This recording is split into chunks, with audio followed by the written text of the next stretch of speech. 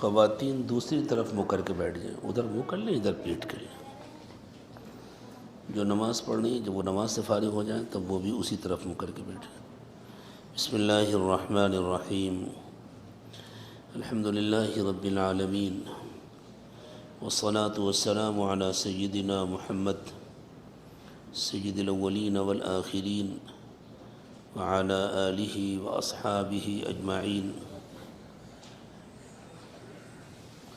اما بعد فاعوذ باللہ من الشیطان الرجیم، بسم اللہ الرحمن الرحیم، ان اول بیت وضع للناس للذی ببکہ مبارکا وہدی للعالمین، فیہ آیات بینات مقام ابراہیم ومن دخلہ کان آمنا، سبحان ربک رب العزة عما یصفون وسلام علی المرسلین والحمد للہ رب العالمین۔ اللہم صل علی سیدنا محمد وعلی آل سیدنا محمد وبارک وسلم۔ اللہم صل علی سیدنا محمد وعلی آل سیدنا محمد وبارک وسلم۔ اللہم صل علی سیدنا محمد وعلی آل سیدنا محمد وبارک وسلم۔ ہم سب اللہ کا جتنا شکر ادا کریں کم ہے کہ اس وقت ہم اللہ کے مقدس گھر کے پڑوس میں دنیا کی سب سے بابرکت اور مقدس جگہ مکہ مکرمہ میں موجود ہیں۔ یہ اللہ تعالیٰ کا خاص احسان و کرم ہے کہ اس نے ہر کلمہ پڑھنے والے کو اپنے گھر آنے کی اجازت دے دی۔ اگر اللہ کی طرف سے یہ انتظام ہوتا کہ پہلے فرشتے تمہارا دل چیک کریں گے،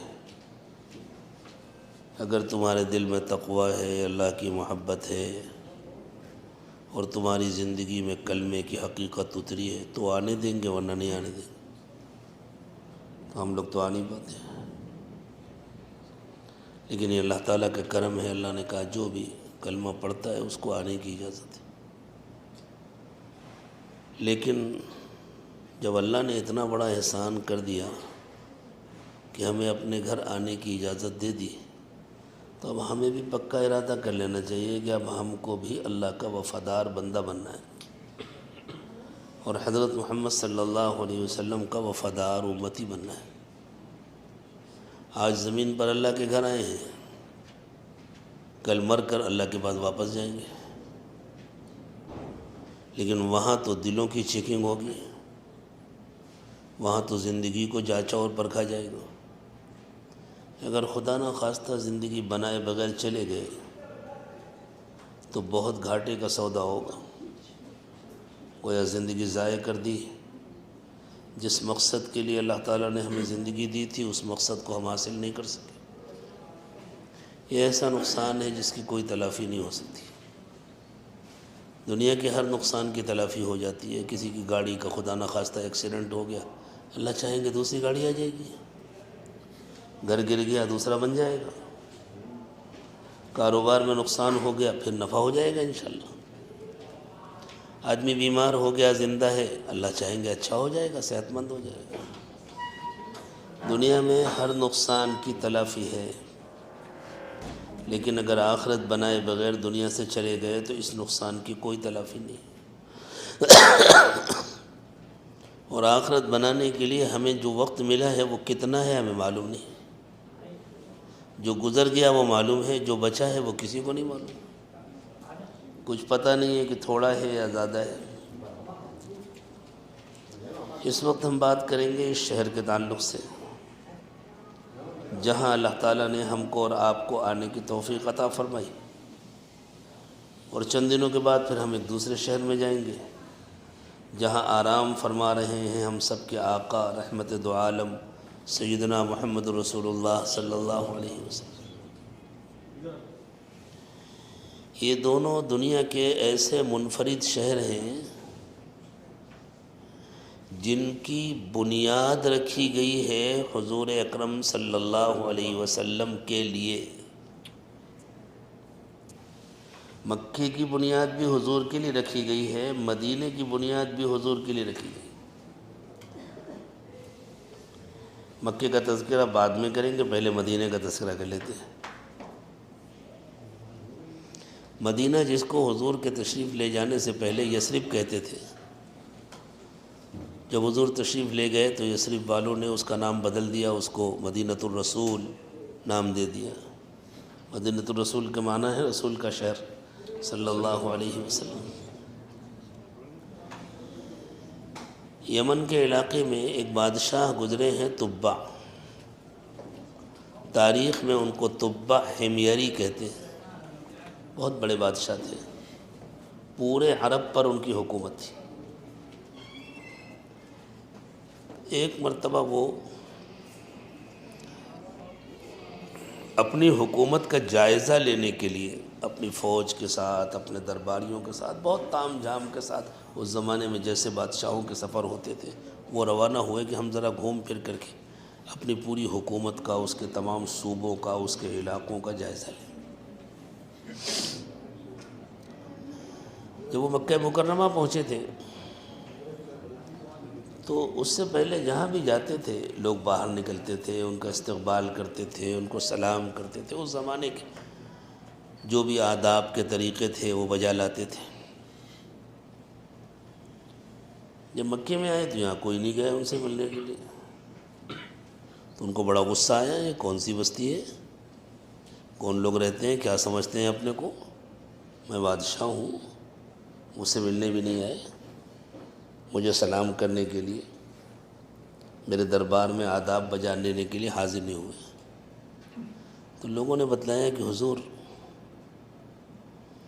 یہاں ایک عبادت خانہ ہے، یہاں کے لوگ اس کو اللہ کا گھر کہتے ہیں، اور چونکہ یہ لوگ مکے کے رہنے والے اس کے مجاور ہیں، اس لیے کسی کو خاطر میں نہیں لاتے۔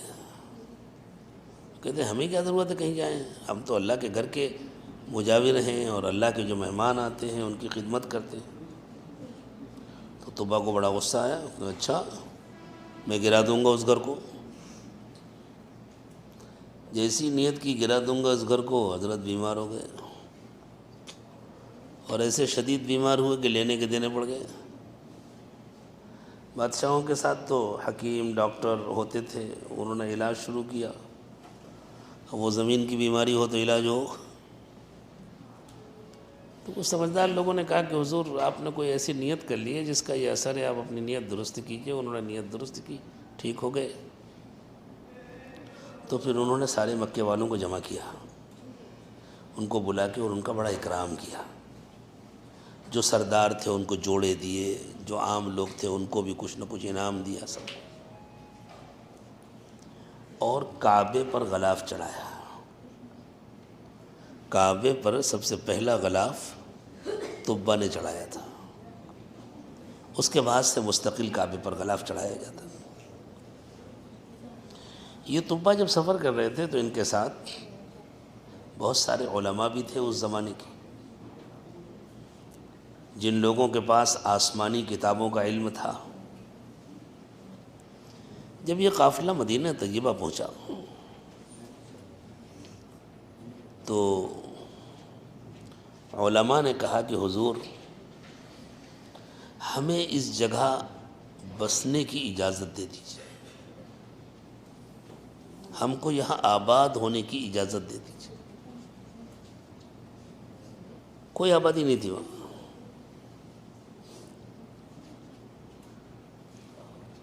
ممکن ہے کچھ اکا دکا لوگ کہیں رہتے ہو۔ آسمانی کتابیں ہیں، ان میں جو علم ہے اس علم کے ذریعے ہمیں یہ معلوم ہوا ہے کہ اللہ کے آخری نبی صلی اللہ علیہ وسلم ہجرت کر کے اسی جگہ آئیں گے۔ ہم چاہتے ہیں کہ ہم یہیں آباد ہو جائیں، ہم ان کا انتظار کریں، ہماری زندگی میں نہ آئیں تو ہمارے بچے ان کا انتظار کریں، ہماری نسلیں انتظار کریں، اور جب وہ یہاں تشریف لائیں تو ہمارے بچے ان پر ایمان لائیں، ان کی خدمت کریں۔ تو طبع نے کہا اچھا ابھی تو چلو تم لوگ میرے ساتھ، میں واپسی میں فیصلہ کروں گا۔ جہاں جہاں جانا تھا گئے، جب واپس آئے تو طبا نے وہاں قیام کیا، اور قیام کر کے ان لوگوں کو وہاں رہنے کی اجازت دی، اور ایک گھر بنوایا، 2 منزلہ گھر بنوایا، اور یوں کہا کہ یہ گھر میں اللہ کے آخری نبی صلی اللہ علیہ وسلم کے لیے بنا رہا ہوں، تاکہ جب یہاں تشریف لائیں تو اس میں قیام فرمائیں، اس میں آرام فرمائیں۔ اور جو سب سے بڑے عالم تھے ان سے کہا تم رہو اس گھر میں اور حفاظت کرو ان کے آنے تک۔ اور ایک خط لکھا طبا نے حضور اکرم صلی اللہ علیہ وسلم کے نام، اور اس میں یوں لکھا کہ میں آپ پر ایمان لاتا ہوں، میں آپ کو سچا رسول مانتا ہوں، میں آپ کا غلام ہوں، اور یہ میں نے آپ کے لیے انتظام کیا ہے۔ اور یہ خط ان کے حوالے کیا، اس کو رکھو، اپنے بچوں کو دینا، ان سے کہنا کہ آگے وہ نسلوں میں منتقل کرتے رہیں، جب اللہ کے آخری نبی صلی اللہ علیہ وسلم تشریف لائیں تو یہ خط ان کی خدمت میں پیش کیا جائے۔ وہ جو سب سے بڑے عالم تھے جن کو اس مکان میں طبا نے ٹھہرایا تھا اور خط جن کے حوالے کیا تھا، انہی کی اولاد میں تھے حضرت ابو ایوب انصاری رضی اللہ تعالی عنہ، جو اس مکان میں رہ رہے تھے۔ عام طور سے لوگ سمجھتے ہیں کہ حضور جب آئے تھے ہجرت کر کے تو جب تک آپ نے اپنی ازواج مطہرات کے حجرے نہیں بنوا دیے تھے اس وقت تک آپ نے حضرت ابو ایوب انصاری کے مکان میں قیام کیا تھا۔ حضور کے مکان میں حضرت ابو ایوب انصاری کا قیام تھا اور ان کے آباء اور اجداد کا قیام تھا۔ رسول اکرم صلی اللہ علیہ وسلم جب ہجرت کر کے تشریف لائے تو سب سے پہلے تو آپ نے قباء میں قیام فرمایا۔ انشاءاللہ جب مدینہ طیبہ جائیں گے تو قباء بھی حاضری ہوگی۔ جو لوگ پہلے جا چکے ہیں ان کو معلوم ہے کہ قباء مدینہ سے بہت دور نہیں ہے، جو پہلی مرتبہ ہے انشاءاللہ وہ بھی دیکھیں گے۔ آپ نے قباء میں قیام فرمایا۔ پھر قباء سے جب مدینہ کی طرف چلتے ہیں تو درمیان میں بنو نجار کا علاقہ ہے۔ یہ بنو نجار حضور اکرم صلی اللہ علیہ وسلم کا ننیالی خاندان تھا، حضرت آمنہ وہیں کی تھی۔ اسی لیے جب نبی اکرم صلی اللہ علیہ وسلم قباء سے مدینہ تشریف لے جا رہے تھے تو بنو نجار کی لڑکیوں نے اپنے گھروں سے باہر نکل کر حضور کے لیے یہ استقبالی گیت گایا تھا، نحن بنات بنی النجار یا حبذا محمد من جار۔ ہم بنو نجار کی بچیاں ہیں، کیسی خوش نصیبی ہے، اب محمد ہمارے درمیان رہیں گے، اب ہمارے شہر میں قیام فرمائیں۔ طلع البدر علینا من ثنیات الوداع وجب الشکر علینا ما دعا للہ داع ایہا المبعوث فینا جئت بالامر المطاع۔ یہ گیت بھی انہی بچیوں نے گایا تھا۔ پھر جب نبی اکرم صلی اللہ علیہ وسلم مدینہ پہنچے، جس کو اس وقت تک یثرب کہا جاتا تھا، مدینہ والے دعوت دے کر گئے تھے حضور کو، مینا میں حضور سے ملاقات کی تھی، حضور کے ہاتھوں پر بیعت کی تھی، 1 سال پھر دوسرے سال۔ تو وہاں ہر شخص کی یہ تمنا تھی کہ حضور میرے گھر میں قیام فرمائیں۔ اللہ کے نبی صلی اللہ علیہ وسلم نے ارشاد فرمایا، میری اونٹنی کی نکیل چھوڑ دو۔ نکیل پکڑ کر اونٹنی کو چلایا جاتا تھا، میری اونٹنی کی نکیل چھوڑ دو۔ اس کو اللہ نے بتلا دیا ہے کہ مجھے کہاں اترنا ہے۔ اب وہ اونٹنی کبھی اس گلی میں جاتی، کبھی اس گلی میں جاتی، جس گلی میں داخل ہو جاتی اس گلی والوں کی تو گویا عید ہو جاتی، ادھر مڑتی ادھر مڑتی، کئی مرتبہ ادھر ادھر گئی، اور پھر جا کر حضرت ابو ایوب انصاری رضی اللہ تعالی عنہ کے مکان کے سامنے خود سے بیٹھ گئی۔ دوڑ کر آئے حضرت ابو ایوب انصاری، حضور اکرم صلی اللہ علیہ وسلم کو لے کر کے اپنے گھر گئے۔ پھر نبی اکرم صلی اللہ علیہ وسلم کی خدمت میں حضرت طبا کا خط بھی پیش کیا گیا۔ یہ واقعہ میں نے اس لیے سنایا یہ بات کھل جائے، سامنے آ جائے کہ مدینے کی بنیاد ہی پڑی تھی حضور کے لیے، اور مکہ مکرمہ کی بنیاد حضور کے لیے پڑی تھی، تو سب کو معلوم ہے۔ یہاں تو کوئی آبادی نہیں تھی، اور کوئی آبادی ممکن بھی نہیں تھی، پانی نہیں تھا، پانی کے بغیر زندگی نہیں ہے۔ خود اللہ نے فرمایا وَجَعَلْنَا مِنَ الْمَاءِ كُلَّ شَيْءٍ حَيٍّ، ہم نے ہر زندہ چیز کو پانی سے بنایا ہے، جہاں پانی ہے وہاں زندگی ہے، جہاں پانی نہیں ہے وہاں زندگی نہیں، پانی کے بغیر زندگی ممکن نہیں ہے۔ یہ جو ملحدین ہیں، یہ سمجھنے والے کہ دنیا خود بخود چل رہی ہے اور اس دنیا کا کوئی بنانے والا نہیں ہے، کوئی چلانے والا نہیں ہے، انہوں نے بہت زمانے تک، صدیوں تک اس آیت کریمہ کا مذاق اڑایا، اور اس کی وجہ یہ ہے کہ صحراؤں میں ایک ایسا جانور دریافت ہوا جو سائز میں درمیانی چوہے کے برابر ہوتا ہے اور بناوٹ میں کنگارو جیسا ہوتا ہے، پیچھے کے پیر ذرا بڑے، اوپر کے پیر چھوٹے، ایسے کود کود کے چلتا ہے کنگارو کی طرح۔ عربی میں اس کو الفار الکنگر کہتے ہیں، کنگارو چوہا۔ وہ صحرا میں رہتا ہے، وہ صحرا میں پانی ہوتا نہیں، وہ بغیر پانی کے رہتا ہے، پانی نہیں پیتا، اور اگر اس کو پانی پلا دیا جائے تو پانی اس کے لیے زہر کا کام کرتا ہے، پانی پلایا اور مرا۔ تو ملحدین نے کہا نعوذ باللہ کہ دیکھو محمد صلی اللہ علیہ وسلم کو اس جانور کا پتہ تھا نہیں، انہوں نے دیکھا کہ سارے زندہ جانور پانی کے بغیر زندہ نہیں رہ سکتے، تو انہوں نے کہہ دیا نعوذ باللہ وجعلنا من الماء كل شيء حي، دیکھو یہ بغیر پانی کے زندہ رہتا ہے۔ جو ایمان والے تھے وہ جانتے تھے بات تو اللہ کی سچی ہے، لیکن اس کی حقیقت ہمیں معلوم نہیں ہے۔ بہت سی چیزیں ایسی ہوتی ہیں جن کی حقیقت کھلی نہیں ہوتی، جب کھلتی ہے تو بات سمجھ میں آتی۔ انسان ذرا جلد باز ہے، وہ چاہتا ہے فوراً سب کچھ معلوم ہو جائے، اس لیے اللہ تعالیٰ نے فرمایا خلق الانسان من عجل سأریکم آیاتی فلا تستعجلون۔ انسان بہت جلد باز ہے، ارے جلدی مت کرو، ہم تمہیں سب دکھا دیں گے۔ اللہ کہہ رہے ہیں جلدی مت کرو، سب دکھا دیں گے۔ پھر سائنسدانوں کو خیال ہوا کہ یار یہ پانی کے بغیر جیتا کیسے ہے، اس کا پوسٹ مارٹم کرنا چاہیے۔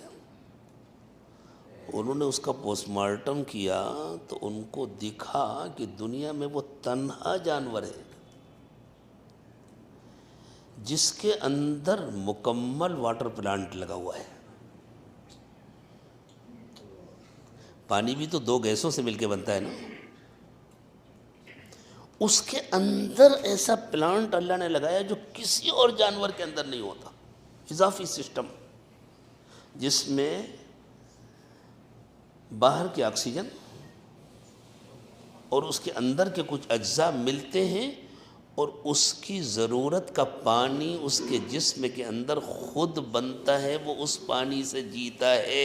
اس لیے کہ اللہ نے اس کو صحرا میں بنایا تھا نا، اگر اس کو باہر کے پانی کی ضرورت ہوتی تو بیچارہ پانی کے ڈھونڈنے میں ہی مر جاتا، وہاں تو 10-10 میل 20-20 میل کہیں پانی کا نام و نشان نہیں ہوتا۔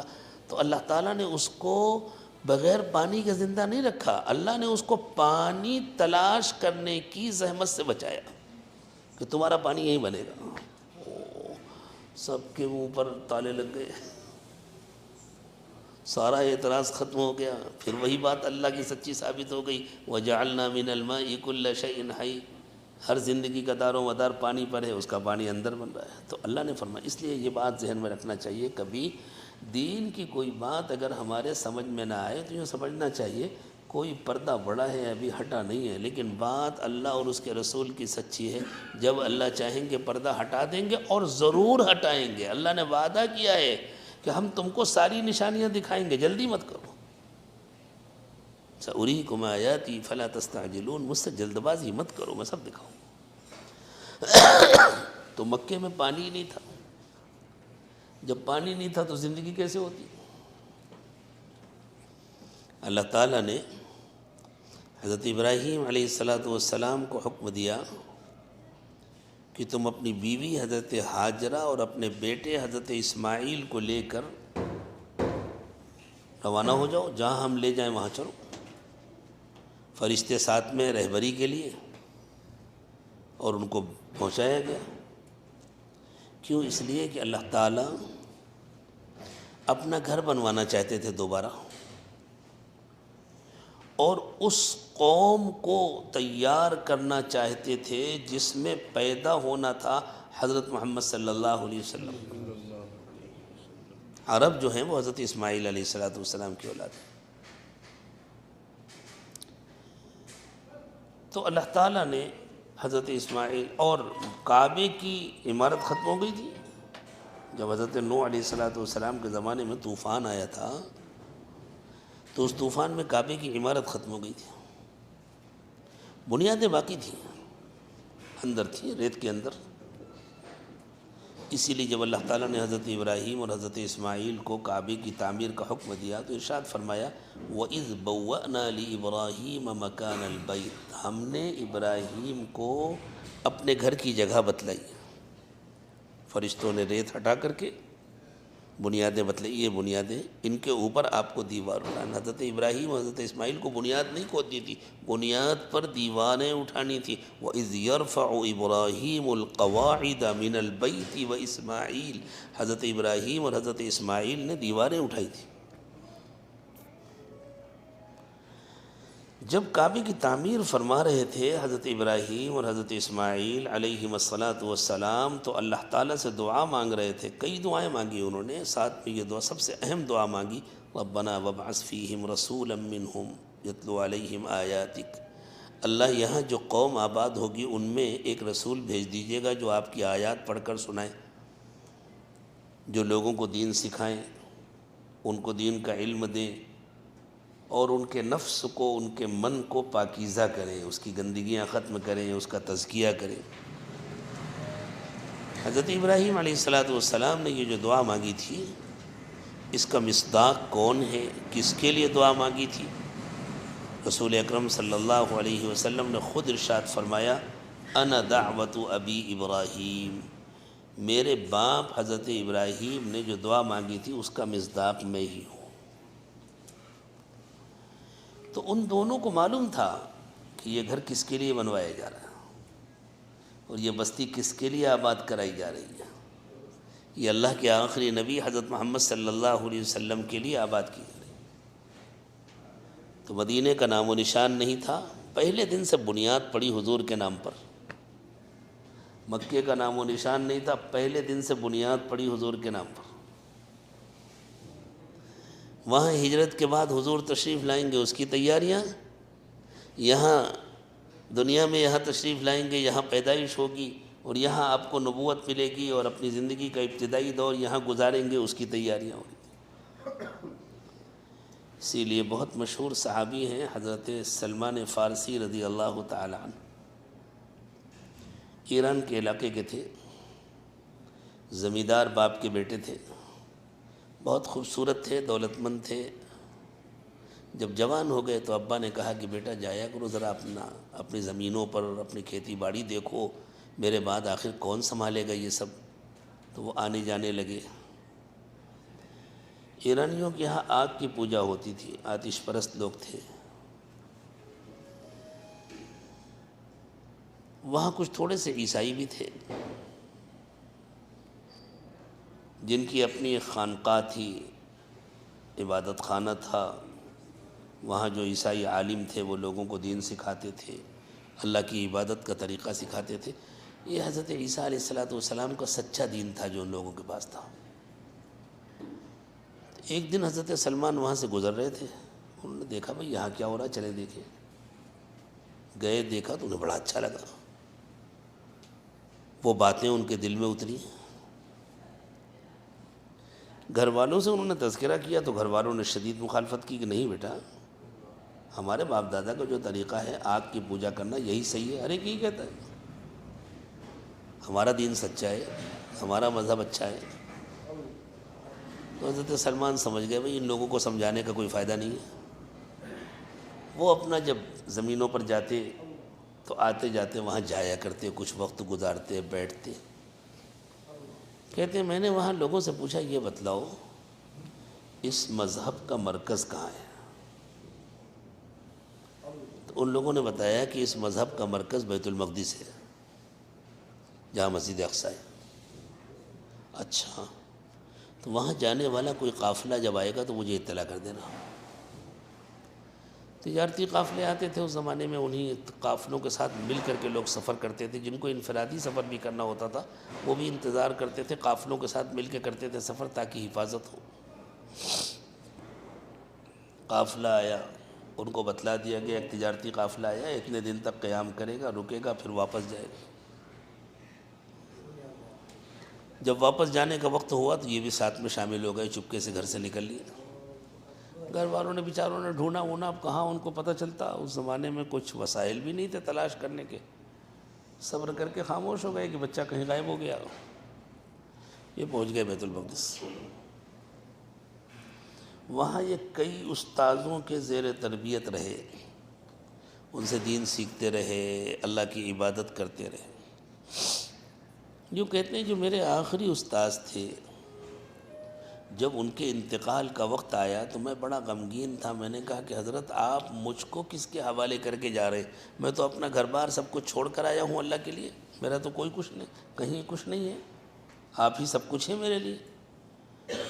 تو انہوں نے کہا کہ بیٹا اب دنیا میں اندھیرا ہی اندھیرا ہے، اب تو ایک ایک کر کے سارے چراغ بجھ گئے ہیں، اب تو اس دنیا میں روشنی ہوگی اللہ کے آخری نبی کے ذریعے۔ میں تم کو انہی کے حوالے کر کے جا رہا ہوں، جاؤ ان کو تلاش کرو، ان کا کلمہ پڑھنا، ان کا ساتھی بننا، انہی کے حوالے کر کے جا رہا ہوں۔ تو حضرت سلمان نے کہا کہ میں ان کو کیسے تلاش کروں گا، اور مل بھی گئے تو پہچانوں گا کیسے؟ تو استاذ نے کہا کہ دیکھو میں تم کو کچھ نشانیاں بتلاتا ہوں۔ وہ ہجرت کر کے ایک ایسے علاقے میں آئیں گے جہاں کھجوریں بہت ہوتی ہیں، اور وہ صدقے کا مال نہیں کھائیں گے، ہدیہ قبول کریں گے، اس کو کھائیں گے بھی، اور ان کے دونوں مونڈھوں کے بیچ میں، دونوں شانوں کے درمیان نبوت کی مہر ہوگی۔ ایک ابھرا ہوا گوشت تھا حضور کے پیٹھ کے اوپر شانوں کے درمیان، جس پر بال اس طرح اگے ہوئے تھے کہ بالوں کے ذریعے لکھا تھا محمد الرسول اللہ۔ یہ مہر نبوت تھی جو اللہ تعالیٰ کی طرف سے آپ کو نشانی کے طور پر دی گئی تھی۔ حضرت سلمان کہتے ہیں کہ میں نکل گیا تلاش میں کہ جہاں جہاں کھجوریں کثرت سے ہوتی ہیں وہاں تلاش کروں گا جا کر کے۔ اللہ تعالیٰ نہیں چاہتے تھے کہ سلمان بھٹکیں، اللہ ان کو پریشان ہونے سے بچانا چاہتے تھے۔ کبھی کبھی زندگی میں مصیبت آتی ہے مصیبت سے بچانے کے لیے۔ بندہ سمجھتا ہے میں مصیبت میں گرفتار ہو گیا، حالانکہ وہ مصیبت میں گرفتار نہیں ہوتا، اسے روکا جاتا ہے کسی بڑی مصیبت سے۔ حضرت سلمان چونکہ جوان تھے اور بہت خوبصورت بھی تھے، بہت جوان نہیں تھے، اچھے خاصے ہو گئے تھے۔ جس قافلے کے ساتھ وہ سفر کر رہے تھے، ڈاکوؤں نے اس قافلے پر حملہ کر دیا، حملہ کر کے سامان لوٹا، اور یہ دیکھا اس لڑکے کے تو اچھے پیسے ملیں گے، تو ان کو گرفتار کر کے غلام بنا لیا، اور مدینے میں قباء کے قریب ایک یہودی تھا مالدار آدمی، اس کے ہاتھ لا کے بیچ دیا۔ اب حضرت سلمان بہت غمگین ہوتے تھے کہ میں نکلا تھا اللہ کے رسول کی تلاش میں غلام بن گیا، یہاں پھنس گیا، میں کہیں جا نہیں سکتا ان کو ڈھونڈنے کے لیے۔ انہیں معلوم نہیں تھا کہ اللہ تعالیٰ نے اسی مصیبت سے بچانے کے لیے تو ان کو یہاں لا کے روکا ہے، اب تمہیں کہیں جانا نہیں ہے ڈھونڈنے کے لیے، یہیں رہو، یہیں آئیں گے۔ اور پھر جب حضور اکرم صلی اللہ علیہ وسلم ہجرت کر کے قباء تشریف لائے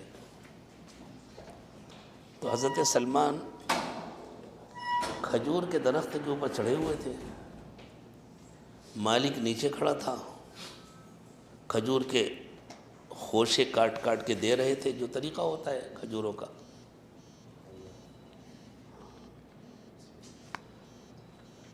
مالک کے چھوٹے بھائی نے آ کر کے کہا کہ بھائی صاحب آپ نے کچھ سنا؟ کہا کیا ہوا؟ کہا وہ مکے سے ایک صاحب آئے ہیں، وہ کہتے ہیں میں اللہ کا رسول ہوں۔ حضرت سلمان نے جو یہ بات سنی تو وہیں سے چھلنگ لگا دی، کود کر نیچے آ گئے۔ کیا کہا؟ کون اللہ کے رسول ہیں؟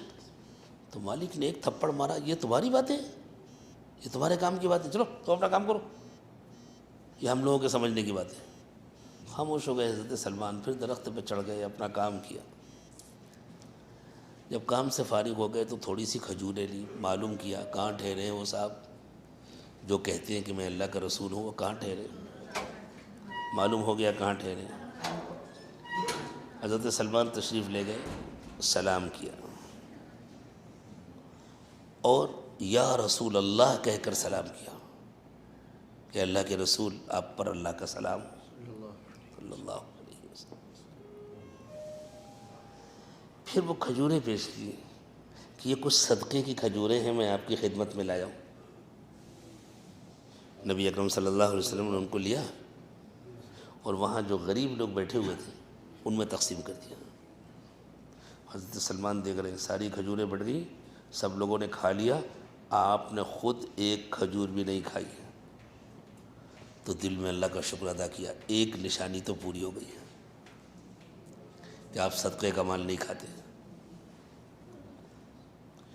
دوسرے دن پھر حاضر ہوئے، پھر سلام کر کے بیٹھے اور پھر کچھ کھجوریں خدمت میں پیش کی اور کہا حضور یہ آپ کی خدمت میں ہدیہ ہے، اسے قبول فرما لیجیے۔ حضور نے فرمایا لاؤ، لیا، خود کھایا اور جو لوگ بیٹھے تھے ان کو بھی کھلایا۔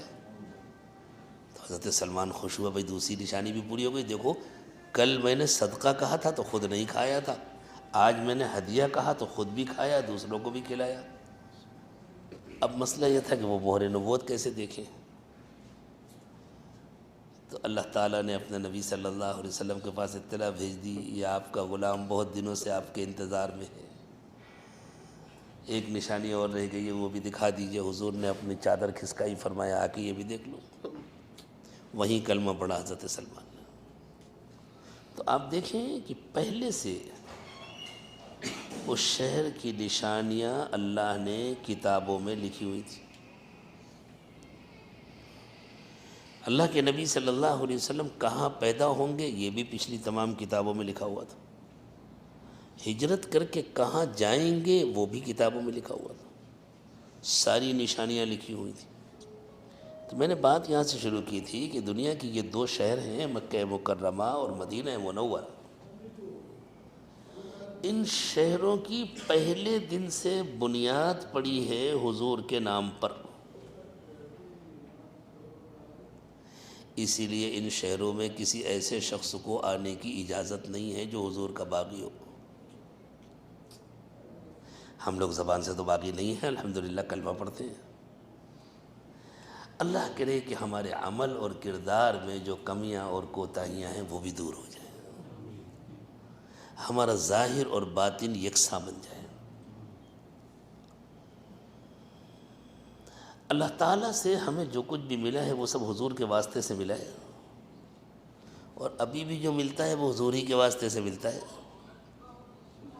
جو نورانیت حاصل ہوتی ہے وہ بھی حضور کے قلب اطہر کے واسطے سے حاصل ہوتی ہے۔ اللہ تعالیٰ نے اپنا نور دلوں کو دینے کے لیے نبی اکرم صلی اللہ علیہ وسلم کے قلب کو واسطہ بنایا، جیسے دن کے وقت میں اللہ نے اپنی روشنی دینے کے لیے سورج کو واسطہ بنایا۔ سورج سے روشنی ملتی ہے تو روشنی تو اللہ کی ہوتی ہے، لیکن سورج کے ذریعے اللہ دیتے ہیں۔ اسی طرح اللہ تعالیٰ نے ایمان والوں سے فرمایا هو الذی یصلی علیکم وملائکتہ لیخرجکم من الظلمات الی النور۔ تمہیں پتہ ہے اللہ تعالیٰ نے حکم دیا ہے کہ اللہ کو کثرت سے یاد کیا کرو، اس لیے کہ جب تم اللہ کو کثرت سے یاد کرو گے تو اللہ تم پر اپنے فرشتوں کے ذریعے اپنی رحمتیں نازل فرمائیں گے، جس کے نتیجے میں تمہارے دلوں کی تاریکی ختم ہوگی، تمہارے دل روشن ہوں گے۔ لیکن یہ جو دلوں کی تاریکی ختم ہوگی اور روشنی آئے گی تو کہاں سے آئے گی؟ تو چند آیتوں کے بعد آگے فرمایا یا ایھا النبی انا ارسلناک شاہدا ومبشرا ونذیرا وداعیا الی اللہ باذنہ وسراجا منیرا۔ اے نبی صلی اللہ علیہ وسلم، ہم نے آپ کو شاہد بنایا ہے، گواہ بنایا ہے۔ آپ قیامت کے دن ایک ایک کو دیکھ کر پہچان کر گواہی دیں گے کس نے میرا کہنا مانا تھا، کس نے نہیں مانا تھا، اس لیے کہ ہر امتی کے اعمال نبی اکرم صلی اللہ علیہ وسلم کو بتلائے جاتے ہیں، ہمارے حالات کی حضور کو اطلاع ہوتی ہے۔ اگر ہم نے کوئی گناہ کیا تو حضور کا دل دکھتا ہے، اور اگر ہم نے کوئی نیکی کی تو حضور کا دل خوش ہوتا ہے۔ کتنے خوش نصیب ہیں جو روزانہ اپنے آقا کا دل خوش کرتے ہیں، اور کتنی بڑی بدنصیبی ہے اگر ہماری وجہ سے ہمارے آقا حضرت محمد صلی اللہ علیہ وسلم کا دل دکھے۔ اللہ ہماری حفاظت فرمائے۔ تو فرمایا ہم نے آپ کو شاہد بنایا ہے، مبشر بنایا ہے، جو کہنا ماننے والے ہیں آپ ان کو خوشخبری سناتے ہیں، نذیر بنایا ہے، جو نافرمان ہیں آپ ان کو ڈراتے ہیں، اور آپ بندوں کو اللہ سے جوڑتے ہیں، اور ہم نے آپ کو روشن چراغ بنایا ہے، وسراجا منیرا۔ تو جس کو بھی روشنی ملتی ہے آپ کے ذریعے ملتی ہے، تو روشنی تو اللہ دیتے ہیں، ملتی ہے آپ کے ذریعے۔ کتنا بڑا اللہ کا احسان ہے۔ اگر ایسا ہوتا کہ مکہ مکرمہ میں حضور پیدا ہوئے تھے، مکے میں ہی آپ آرام فرماتے، تو ایمان والا آتا تو کیسی کشمکش میں مبتلا ہو جاتا، ادھر جاؤں کہ ادھر جاؤں۔ ادھر جاتے ہیں تو ادھر کی کشش، ادھر جاتے ہیں تو ادھر کی کشش، اس کے لیے فیصلہ کرنا مشکل ہوتا، جاؤں گا۔ اللہ تعالیٰ نے احسان فرمایا، اپنا گھر ایک شہر میں رکھا، اپنے نبی کو آرام کرنے کے لیے دوسرے شہر پہنچایا، درمیان میں لمبا فاصلہ کر دیا، یہاں رہو آرام سے، یہاں کا کام کرو، پھر وہاں جانا، وہاں سے وہاں آرام سے ان کو صلاۃ و سلام پیش کر۔ ابھی ہم لوگ مکہ مکرمہ میں ہیں، اللہ تعالیٰ عمرے کو قبول فرمائے، طواف کو قبول فرمائے، تمام عبادتوں کو قبول فرمائے۔ دیکھیں بہت زیادہ گنتی مطلوب نہیں ہے، کوانٹیٹی نہیں، کوالٹی مطلوب ہے۔ مطلوب یہ ہے کہ ہمارا ہر عمل کامل اخلاص سے ہو، بہتر سے بہتر ہو، اور ہمارا ہر سیکنڈ اللہ کی نافرمانی سے پاک ہو۔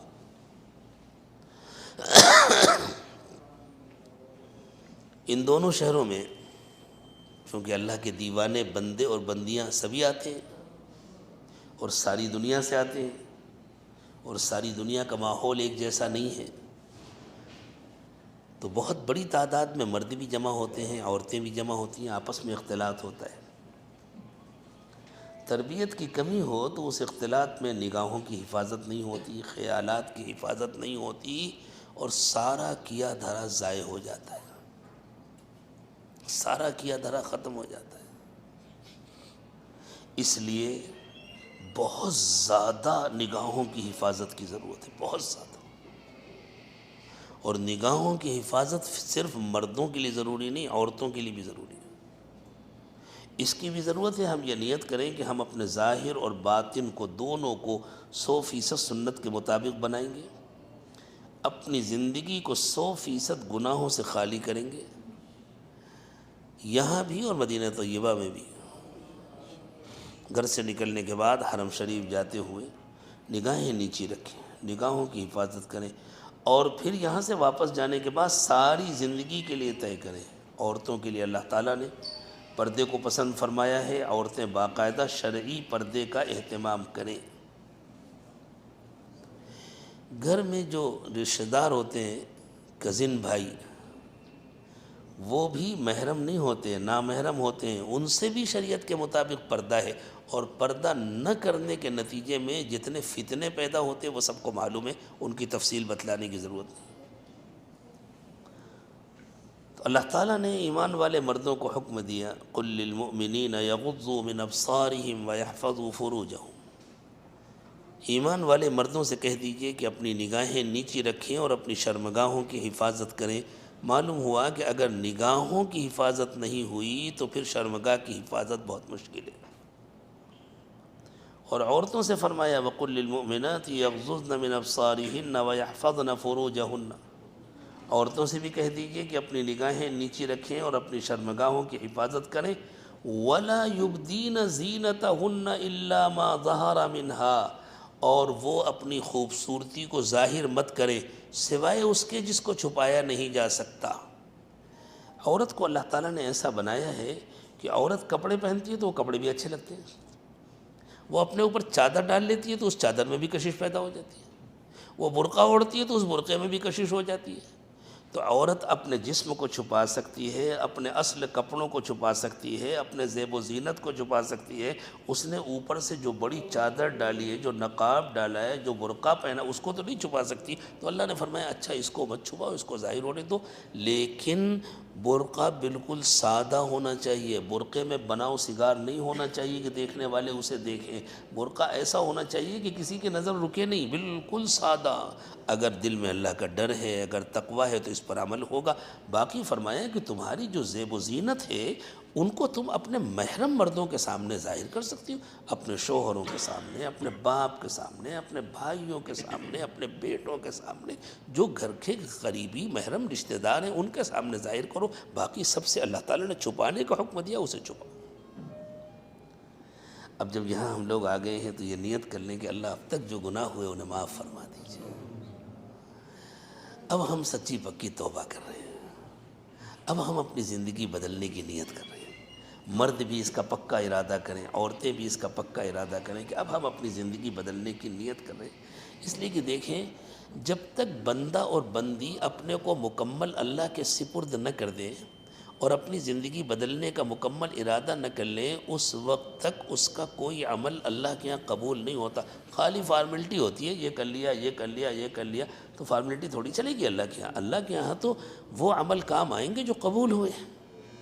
اور اعمال کی قبولیت کے لیے اور اعمال پر اجر پانے کے لیے ضروری ہے کہ بندہ اللہ سے پکا وعدہ کرے کہ اللہ میں آپ کا بندہ ہوں. بندیاں وعدہ کریں اللہ میں آپ کی بندی ہوں، میں جان بوجھ کر اب آپ کی نافرمانی نہیں کروں گا. میں عورتیں ارادہ کریں ہم جان بوجھ کر کبھی آپ کی نافرمانی نہیں کریں گے. اور جو کمی کوتاہی ہو جائے گی اپنی کمزوری کی وجہ سے فوراً معافی مانگیں گے، فوراً توبہ کریں گے، فوراً استغفار کریں گے. اب تک جتنے اعمال ہو گئے اللہ تعالیٰ ان سب کو قبول فرمائے. جو تھوڑا سا وقت باقی رہ گیا، چند دن باقی رہ گئے، گزر جائیں گے، پتہ بھی نہیں چلے گا. اسی طرح ہماری پوری زندگی گزر جائے گی. جیسے ہندوستان سے یہاں آ گئے، کتنے دن سے انتظار تھا، 23 تاریخ کو جانا ہے، جانا ہے، جانا ہے. کب آ گئی 23 پتہ بھی نہیں چلا. اب مکے سے مدینہ جانا ہے، وقت گزر جائے گا. ایسے ہی پوری زندگی گزر جائے گی، ایک دن ہم دنیا سے چلے جائیں گے. تو اللہ تعالیٰ ہمیں سچی پکی توبہ نصیب فرمائے. یہ نیت کر لیں اللہ اب تک جو ہوا، جو بھی ٹوٹے پھوٹے اعمال ہوئے، اللہ اس قابل تو نہیں ہے کہ آپ کے دربار میں پیش کر سکے، لیکن کمزور ہیں، جو کچھ بھی ہو سکا اللہ ان کو آپ قبول فرما لیجئے. اور جو بچی ہوئی زندگی ہے، جو بچا ہوا وقت ہے، اس کو پچھلے وقت سے بہتر بنا دیجئے. بچی ہوئی زندگی کو پچھلی زندگی کا کفارہ بنا دیجئے. اسی طرح مدینہ طیبہ حاضری ہوگی تو وہاں حاضری سے پہلے کچھ تیاری کرنی چاہیے نا. سفر سے پہلے آدمی تیاری کرتا ہے، کپڑے رکھتا ہے، سامان رکھتا ہے، کرنسی لیتا ہے، جو جہاں جا رہا ہے وہاں کی جو بھی کرنسی ہوتی ہے. تو ہم مدینہ جا رہے ہیں، وہاں چلنے والی کرنسی کیا ہے؟ ظاہری کرنسی نہیں، معنوی کرنسی، سنتیں. اب یہ نیت کر لیں، بہت دنیا کی نقل کر چکے، بہت پھر چکے اس کے پیچھے. اب اپنے آقا کے دربار میں حاضر ہوں گے تو اس نیت کے ساتھ حاضر ہوں گے، اس عزم و ارادے کے ساتھ حاضر ہوں گے. ابھی ارادہ کر لیں کہ اب ہم اپنے آقا کی کوئی سنت نہیں چھوڑیں گے. وہی تو ہمارے کام آنے والی ہے. قبر میں بھی وہی کام آنے والے ہیں نا. انہی کے بارے میں پوچھا جائے گا، ان کو بتلاؤ پہچانتے ہو؟ جو پہچانے گا وہ کامیاب ہوگا، جو نہیں پہچانے گا وہ ناکام ہوگا. تو وہاں کی پہچان ایسے نہیں ہوگی جیسے یہاں دنیا میں فوٹو دیکھ کر کسی کو پہچان لیتے ہیں. وہاں کی پہچان تو دل سے ہوگی.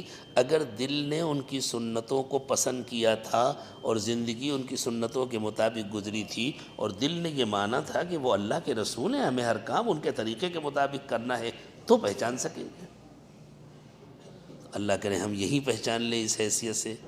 اللہ تعالیٰ نے اپنے رسولوں کے بارے میں فرمایا وما ارسلنا من رسول الا لیطاع باذن اللہ، اللہ کہتے ہیں میں نے رسول اس لیے بھیجے ہیں تاکہ اللہ کے حکم کے مطابق ان کا کہنا مانا جائے۔ تو آج طے کر لیں انشاءاللہ اب ہم اللہ کے رسول صلی اللہ علیہ وسلم کا کہنا مانیں گے، جو سنتیں ہماری زندگی میں رہ گئی تھیں ان کو بھی پورا کریں گے، ہر کام آپ کے طریقے کے مطابق کریں گے۔ آپ نے جیسے سکھایا ایسے بچوں کو پالیں گے، آپ نے جیسے سکھایا ایسے کاروبار کریں گے، آپ نے جیسے سکھایا ایسے بولیں گے، ایسے دیکھیں گے، اور آپ نے ہمیں جو لائف اسٹائل دیا ہے جس سے اچھی کوئی لائف اسٹائل نہیں ہو سکتی اس کو اپنائیں گے، ان کے پیچھے نہیں پڑیں گے جو ہمارے ایک نمبر کے دشمن۔ ابھی دیکھ لیں جو دنیا کے حالات ہیں اس میں دیکھ رہے ہیں نا کیا حال ہے، دنیا جن کی نقل کرتی ہے وہ کیا کر رہے ہیں، کوئی قانون نہیں، کوئی انصاف نہیں، کچھ بھی نہیں، من مانی چل رہی، وہ ہمارے کہاں کام آنے والے، آخرت میں بیچارے کیا کام آئیں گے، وہ دنیا میں بھی ہمارے کام آنے والے نہیں، اور ہم زبردستی ان کی غلامی کرتے رہتے ہیں۔ صاحب جیسے آپ رہیں گے ویسے ہم بھی رہیں گے، نہیں، جیسے ہمارے آقا نے سکھایا ویسے ہم رہیں گے انشاءاللہ، جیسے حضور اکرم صلی اللہ علیہ وسلم نے ہم کو تعلیم دی ہے انشاءاللہ ہم ایسے رہیں گے۔ عورتیں بھی طے کریں کہ حضور اکرم صلی اللہ علیہ وسلم نے ازواج مطہرات کو اور اپنی بیٹیوں کو اور صحابیات کو جیسی زندگی سکھائی، جیسا تقوی سکھایا، جیسا ذکر سکھایا، جیسی عبادت سکھائی، جیسا پردہ سکھایا، بچوں کی تربیت کرنے کا جیسا طریقہ سکھایا، ہم اسی طرح کریں گے تو پھر انشاءاللہ دنیا میں بھی کامیابی ملے گی، آخرت میں بھی کامیابی ملے گی۔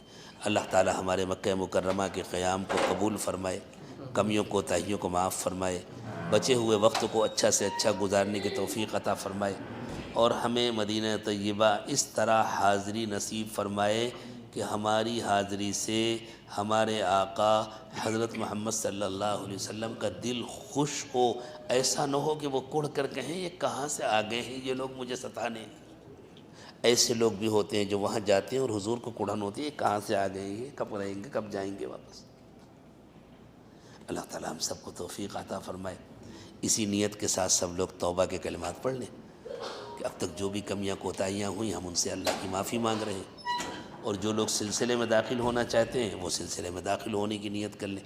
بسم اللہ الرحمن الرحیم، لا الہ الا اللہ محمد الرسول اللہ صلی اللہ علیہ وسلم، آمنت باللہ وملائکتہ وکتبہ ورسلہ والیوم الآخر والقدر خیرہ وشرہ من اللہ تعالی والبعث بعد الموت، آمنت باللہ کما ہوا باسمائہ وصفاتہ وقبلت جمیع احکامہ، اشہد ان لا الہ الا اللہ واشہد ان محمدا عبدہ ورسولہ، استغفر اللہ ربی من کل ذنب واتوب الیہ برحمتک یا ارحم الراحمین۔ اللہ تعالیٰ ہماری توبہ کو قبول فرما لے، ٹوٹنے سے اس کی حفاظت فرمائے، اس پر ہمیں استقامت نصیب فرمائے۔ ہمارے بزرگوں نے جو معمولات بتلائے ہیں ان کی پابندی کرنے سے بڑا نفع ہوتا ہے۔ صبح و شام کی تسبیحات، ایک تسبیح استغفار کی استغفر اللہ ربی من کل ذنب واتوب الیہ، ایک تسبیح درود شریف کی اللہم صلی علی سیدنا محمد وعلی آل سیدنا محمد وبارک وسلم، روزانہ قرآن پاک کی تلاوت، چلتے پھرتے اٹھتے بیٹھتے ہر وقت دل میں اللہ کا دھیان رکھیں، بس اس کا خیال رکھیں کہ دل اللہ کی طرف متوجہ ہے، اور روزانہ صبح اور شام تھوڑا سا وقت نکال کر کے مراقبہ کر لیا کریں۔ مراقبہ کہتے ہیں دل سے اللہ کو یاد کرنے کو، کہ آنکھیں بند کر لیں، زبان روک لیں، سر جھکا لیں، پورا دھیان دل پر جمائیں، دل کو اللہ کی طرف متوجہ کریں، اور یہ نیت کریں کہ اللہ کی رحمت آ رہی ہے، میرے دل میں سما رہی ہے، میرے دل سے گناہوں کو دھو رہی ہے، اور میرا دل کہہ رہا ہے اللہ اللہ اللہ۔ زبان سے اللہ اللہ نہیں کہنا، بس یہ نیت کرنا ہے کہ دل اللہ اللہ کہہ رہا ہے اور ہم سن رہے ہیں۔ اسی طرح کم از کم مہینے میں ایک مرتبہ اپنے شیخ کو اپنے حالات کی اطلاع کریں کہ معمولات کی کتنی پابندی ہو رہی ہے، کیا حالات ہیں، گناہ چھوٹ رہے ہیں، تقوی آ رہا ہے، اللہ کی یاد میں دل لگ رہا ہے، یا اس میں کوئی کمی ہو رہی ہے، اس کی اطلاع کر، تاکہ جو مناسب مشورہ ہو وہ بھی دیا جائے اور دعا بھی کی جائے۔ اب تھوڑی دیر مراقبہ کر لیں، پھر دعا کریں گے انشاءاللہ۔ آنکھیں بند کر لیں، سر کو جھکا لیں۔ دنیا اور دنیا میں جو کچھ بھی ہے اس سب سے ہٹ کٹ کر اللہ کی یاد میں کھو جائیں، اور یہ نیت کریں کہ اللہ کی رحمت آ رہی ہے، میرے دل میں سما رہی ہے، میرے دل سے گناہوں کو دھو رہی ہے، اور میرا دل کہہ رہا ہے اللہ اللہ اللہ۔ زبان سے اللہ اللہ نہ کہیں، بس یہ نیت کریں کہ دل اللہ اللہ کہہ رہا ہے اور ہم سن رہے ہیں۔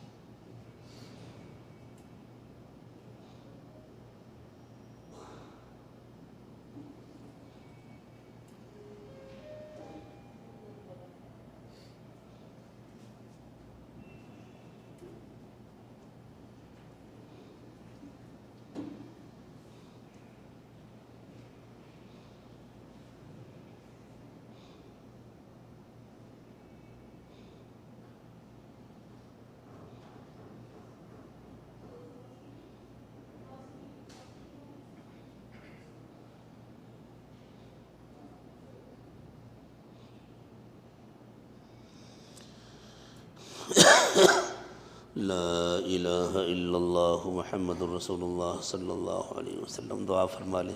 سبحان ربی العلی العلی الوہاب، اللہم صلی علی سیدنا محمد وعلی آل سیدنا محمد وبارک وسلم۔ ربنا ظلمنا انفسنا وإن لم تغفر لنا وترحمنا لنکونن من الخاسرین۔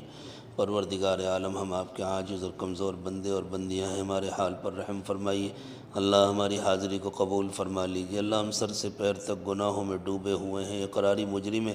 اللہ اگر دلوں کو چیک کر کر کے اندر آنے کی اجازت دی جاتی تو ہم تو اندر نہیں آ سکتے تھے۔ اللہ جب آپ نے اتنی مہربانی فرمائی، اپنے گھر میں بلا لیا، اپنے حرم میں بلا لیا، اور آپ نے خود فرمایا ہے وَمَن دَخَلَهُ كَانَ آمِنًا، کہ جو اس حرم میں آ جاتا ہے وہ محفوظ ہو جاتا ہے، وہ امن پا جاتا ہے۔ اللہ ہمیں جہنم سے محفوظ کر دیجیے، اللہ ہمیں جہنم سے محفوظ کر دیجیے، اللہ ہمیں اپنے غصے سے محفوظ کر دیجیے، اللہ ہمیں دنیا اور آخرت کی ہر تکلیف اور مصیبت سے محفوظ فرما دیجیے، اللہ ہمیں امن عطا فرما دیجیے، اللہ ہمیں دشمنوں کے شرور و فتن سے بچا دیجیے۔ اللہ اب تک جو زندگی گزاری وہ سب گناہوں میں لت پت ہے، اللہ معاف فرما دیجیے، پیارے اللہ معاف فرما دیجیے، اللہ معاف فرما دیجیے۔ اور اللہ جو زندگی باقی رہ گئی ہے وہ کتنی ہے اللہ آپ ہی کو معلوم ہے، کس پل زندگی کی شام ہو جائے گی ہم میں سے کسی کو نہیں معلوم۔ اللہ بچی ہوئی زندگی کو پچھلی زندگی کا کفارہ بنا دیجئے، آنے والے وقت کو پچھلے وقت سے بہتر بنا دیجئے۔ اللہ ہمارے ظاہر کی بھی کامل اصلاح فرمائیے، ہمارے باطن کی بھی کامل اصلاح فرمائیے۔ اللہ مکہ مکرمہ میں جو اعمال کیے انہیں قبول فرما لیجئے۔ اللہ جو وقت باقی رہ گیا اس کی قدر کرنے کی توفیق عطا فرمائیے، فضول ضائع کرنے سے بچا دیجئے، اور اللہ مدینہ طیبہ کی بھی مقبول حاضری نصیب فرمائیے۔ اللہ آپ ہم سے راضی ہو جائیے، اپنے نبی پاک صلی اللہ علیہ وسلم کا دل ہم سے خوش کر دیجئے۔ اللہ قیامت کے دن حضور پاک صلی اللہ علیہ وسلم کو ہمارا سفارشی بنا دیجئے۔ اللہ بیماروں کو شفا عطا فرمائیے، پریشان حالوں کی پریشانیاں دور فرما دیجئے۔ اللہ جو مقروض ہیں ان کا قرض ادا کرا دیجئے، جو بے روزگار ہیں ان کو حلال و پاکیزہ روزگار عطا فرمائیے، جو بے اولاد ہیں ان کو نیک و صالح اولاد عطا فرمائیے، جو اولاد والے ہیں ان کی اولادوں کو نیک و کار بنائیے، اطاعت گزار و فرما بردار بنائیے۔ اللہ جن کو بچوں کی آرزو ہے، بیٹوں کی آرزو ہے، انہیں بیٹے عطا فرمائیے، جن کو بیٹیوں کی آرزو ہے انہیں بیٹیاں عطا فرمائیے۔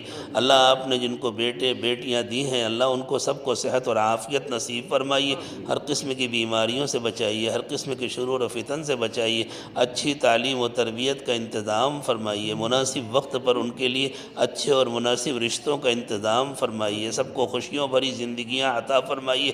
اللہ ان اٹھے ہوئے ہاتھوں کی لاج رکھ لیجئے، سب کے دلوں کی جائز تمنائیں اور مرادیں پوری فرما دیجئے۔ پیارے اللہ ہمارے دلوں کو اپنی یاد سے آباد فرما دیجئے، ہمارے انگ انگ سے روے روے سے اپنا ذکر جاری فرما دیجئے۔ اللہ ہمارے پورے وجود میں اپنی محبت بھر دیجئے، اللہ اپنے ہمارے پورے وجود میں اپنی محبت بھر دیجئے، ہماری ہڈی ہڈی بوٹی بوٹی میں اپنی محبت بھر دیجئے۔ اللہ ہمارے پورے وجود کو روشن کر دیجئے، منور فرما دیجئے، نفس اور شیطان کے فتنوں سے ہماری حفاظت فرمائیے۔ اللہ جب تک زندہ رکھیے، ہماری تمام طاقتیں قوتیں سلامت رکھیے۔ اللہ ہماری صحت میں، عمر میں، ایمان میں، اعمال میں، تقوی میں برکت عطا فرمائیے۔ اللہ سب کو عافیت کے ساتھ لمبی عمر عطا فرمائیے۔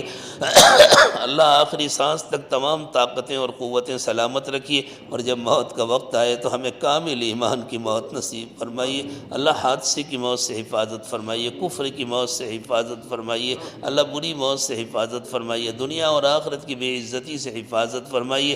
اللہ ہمارے بڑوں کی، بزرگوں کی، اکابر کی، مشائخ کی حفاظت فرمائیے، ہمیں ان سے پورا فائدہ اٹھانے کی توفیق عطا فرمائیے۔ اور اللہ ہمارے جو بڑے بزرگ اساتذہ، ہمارے خاندان کے افراد اللہ جو اس دنیا سے جا چکے، آپ کو پیارے ہو چکے ایمان کے ساتھ، اللہ محض اپنے فضل و کرم سے ان سب کی مغفرت فرما دیجئے، اور آپ نے جن کی مغفرت فرما دی ان کو اپنے قرب کے اعلیٰ درجات نصیب فرمائیے۔